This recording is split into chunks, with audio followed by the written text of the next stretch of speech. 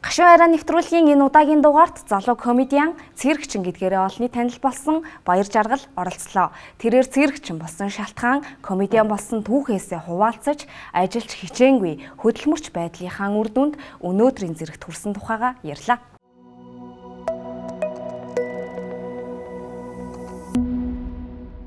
Санхүү эдийн засгийн сургуулийг түрүү жил төгссөн. Mobicom корпорацид маркетингийн албанд ажиллаж одоо хуваарь бизнес эрхэлж байгаа. Тэгээд бас дээрэс нь UB Comedy Club-ийн одоо комедиан буюу уран бүтээлчээр ажилладаг циркийн жүжигчин мэргэжилтэй тийм юм байна. Яг багасаа комеди үзэж өссөн байгаа байхгүй. Тэгээ аюу хэцүү ингээд яг 15 таа яж байгаа л яг комеди очил үзье гэхээр за чи 18 таа болж байгаа тэгэл нас өрөхгүй. Тэгэл 18 таа болоод ирсэн чи манайх нэмэх 21 штэ гэл.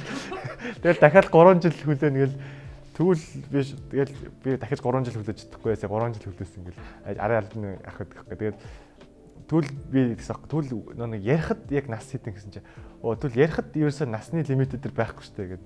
Тэгэл би тэгвэл би нэг ярих байгаа юм шиг болоод үзчихвэл яах вэ махаа тэгэл. Юусэн чи манай open mic тэргээд тэгээд UB Comedy-г open mic гэсэн чи би яг сүрдээд очиж чаддгүй. Нэг өдөр болго яг комеди ярихыг хүссэн хүн болго очиж ярьдаг. Тэнд дээрээс алдчихж байгаад гарч ирдэг. Жишээлбэл одоо Амаржин ах, Амраа ах, одоо Содоо ах мах те бүгд яг тэндээс open mic-ээс ингээд алдцаж ингээд гарч ирж байсан. Тэгээд тухайн үед амар сүрдээд өөрийнхөө сургууль дээрээ UFE Comedy гэдээ байгуулсан. Өөрөө comedy club байгуулад ямар ч тийм комедигийн туршлагагүй comedy club байгуулангуудаа шууд сургууль дээрээ одоо UFE Comedy stand up comedy-гийн event гэж одоо яг үүсгээд тэгсэн чинь тэрний такс нь бүр амар хурдан заагдаж дуусгаад. Яагаад тэр хүмүүс сургууль дээр UB Comedy ирэх чинь гэж ойлгоцсон. Тэгсэн чинь би нэг сургуулийнхаа нэг 4 залуутай ямар ч комеди хийж үзээгүй нэг 5 залуу нийлээд комеди хийх гээд 200 гаруй зоглолцсон. Сансныг бодоход бол бүр гайгүй би бүр алсан байхгүй. Тухайн үедээ бүр жиг алсан яг хэрвээ би тэрэн дээр фейлцсэн бол тэ. Одоо яг жижигхэн голын том загас болж байгаа да.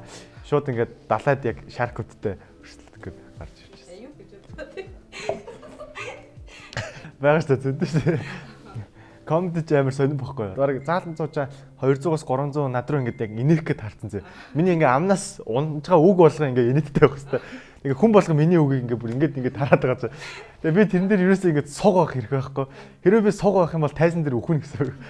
Тэгээ яг анхны тайзал үнэхээр хэцүү байсан цаа. Би нэг яг сургуулийн тайзан дээр бол яг дандаа үе оюутнууд байгаа шүү дээ. Тэгээд яг UB Comedy-гийн тайзан дээр зөөр ингээд яг гараад ирсэн чинь бүр юу вэ бүр манай ах эгчнэрийн үе зэ. За бүр өвөө эмээгийн үе хүмүүс бүр ингээд сууц бүр үзэгчд нь бүр шал ондоо. Тухайн vibe бид нар шал ондоо. Тэгээд тухайд гарч исэн комедиануудын гарч байгаа жоокнууд нь шал ондоо. Одоо миний ярьж байгаа жоокнуудын тэр шал ондоо. Хажууд нь зүр амар жол байгаа байхгүй. Тэр бол миний амьдрал хэзээ ч мартагдахгүй. Яг ингээд би ингээд ярьсан чинь миний жоок ягаад ч юм тухайд ерөөсөй орохгүйсэн байхгүй. Хүмүүс ерөөсөй инээж өгөхгүй. Урд нэг 3 их чинь ингээд нэг пип барьцсан ингээд суугаадсан байхгүй. Над руу бүр ингэж хараад хөмсгөн ингээл тэгэл бүр яг панчлайн хэлээд инех хэвчээ шүү дээ. Тэгсэн чинь ерөөс инехгүй яг панчлайнаа хэлж бүх чимээгүй нөгөө 3 их чинь нэгэн тэгснээр пив уугчсан болонгуудаа хажуудлынхаа ихч рүү шууд би ингээд за би энэ тайзнаас буучт юм уу те эсвэл яах гэж би яг тухайд өөрийгөө бүр алчмаар санагдсан.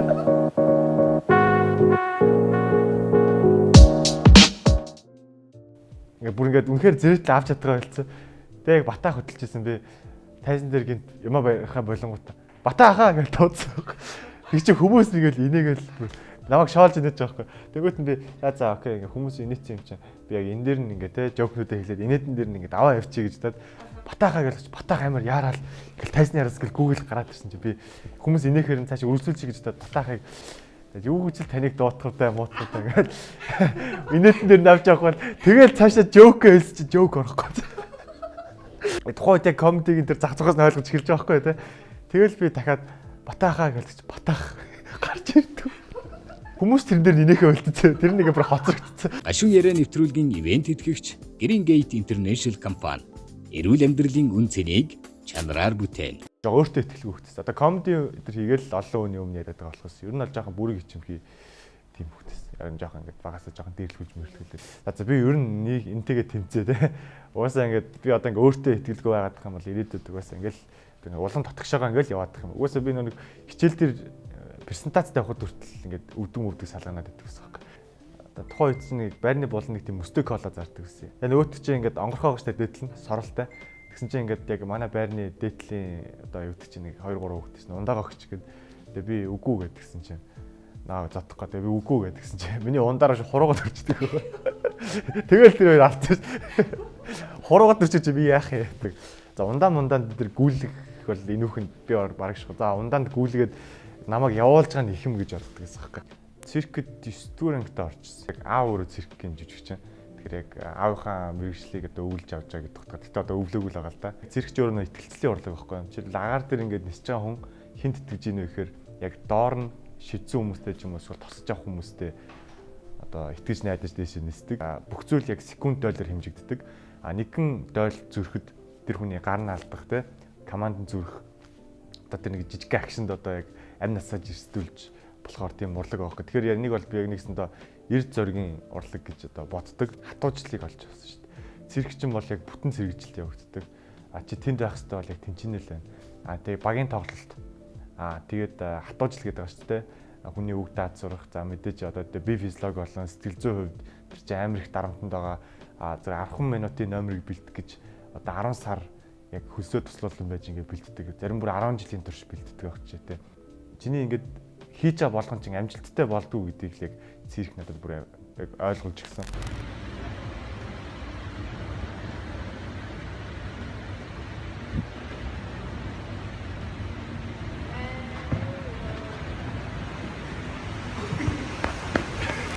Аав чинь нөгөө одоо юу байхгүй хүч тэмдгийн гайхамшиг гэдэг нэмэр өгдөг. Ерхэд бол доотлон суур хүн гэсэн үг. Тэгэхээр залуудаа бол яг болцсон. Одоо яг нуруу нэмэр өгдөг. Тэгээд аавыг одоо яг миний мэдхийн намайг жоохон бах 6 жил мөрөн цоорхоо явсан гэдгээл тэр нь ерөөсөө идэгдэггүй.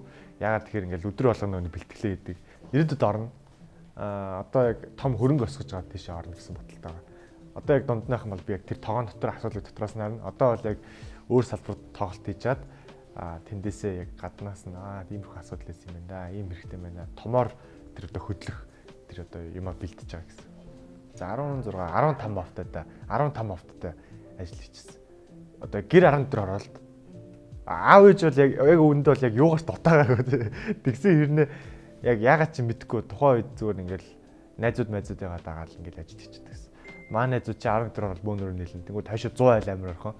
Тэгэл бөөндөө явж байгаа л нэг хүний 20 мянгаар 100 айл дээр бараа болгочихдаг гэсэн. Бөөндөө нийлж чад гөрүүшиг гээд. Тэгээ барилга дээр ингээд тоосог блок дээр зөөж мөгдөг. Тэвх ажлуудыг хийдэг гэсэн. Өөрөө бизнес эрхлэх гэж үзсэн. Оюутан болоод. За бодлогын бизнес эрхэлж ирсэн. Тэр дампуурсан. Нэг хоолны бизнес эрхэлж ирсэн. Өөрөө яг нэг ресторантай хамтж хоолнууд гаргаад их сургуулиудын хоолны газруудаа нөгөөтгөө төгөөдөг. Тэгээд тэр надаас олж дампуурсан. Яг тэр би тэрийг амжилттай явж ийн гэд өөрөө жоохон назгаарцсан. Хорооны өмгөөмөж хошоо нэмээд гэдэг нэг үг байдаг шүү дээ. Тэр өөс ажилладаг л ахaltaа худлаа гараа зөндөөд ч тэ хин нэг илдвэр хэлдэг. Тэгсээр нөө өөрөө яг амьдрал дээр нэг жоохон тийм суг гар гэдэг ч юм уу. Ямар ч тийм үр бүтээлгүй зүгээр эцэг ихээр тэжээлгсэн хэвээр гар үжиж бус хүмүүсийг одоо ямар нэг ажил хэлээ. Чи юм хийж чам уу? Чи юм сургалт өгчөөд ингэж чам уу? Тэгж чам уу? Наа чи тгээ явж идэв ч тэргээд хэлдэг гараад бас байдаг. Зарим нь худлаа гараач байдаг. Өөрөө өд хүртэл онтонгуудаа Монголд өглөө эрт онгойдаг юм алгаа гэж бослож байна. Бид ч нэг ядуу буурай орны хүмүүс ч тэ. Тэгэхээр манай залуусын масс өөрөө хөдөлмөр сэтгэлгүйтэй байж, аж ахуй сэтгэлгүйтэй байж бид нар өөрсдөө тийм одоо бүтээгч үндэстэн үйлдвэрлэгч орон болно гэж би боддог. Мэдээж хөдөлмөрч байгаа юм бол амьдрал үзсэн байдаг. Уус амьдралыг наантаа цаантаа гарч ядж л мөнгөний үн цэнийг мэдсэн байдаг байхгүй. Аав ээжээсээ хэрэглээнийхаа мөнгийг авахтаа санаа зовж ийнэ гэдэг бол миний хувьд бол амар том одоо хүмүүжил ёс суртахуун гэж хардаг. Хүн болгонд өөр ингэсэн одоо потенциал өгөгдөл одоо боломжтой зүйлүүд байдаг. Манайх өөрсдөө тэрийг ирж хайдаг. Тэгдэг чинь нэг ажил санал болгонгод Манчестер завгүй байна гэдэг үү те. Хүмүүсийн ингэ төрсөн өдөр мөдөр тэмдэглээл ингээл явчихдаг. Зүгээр л залуучууд гоё хөдөлмөрч болоосай л гэж бодож байна. Ерөөсөө тийм бэлэнчлэх сэтгэлгээ авахгүй. Одоо яг амар одоо тэр бэтэнд бол залуучууд бол бүжигэн ажид живжтэй амар хэлбэрээр мөнгө олох гэсэн хүмүүс.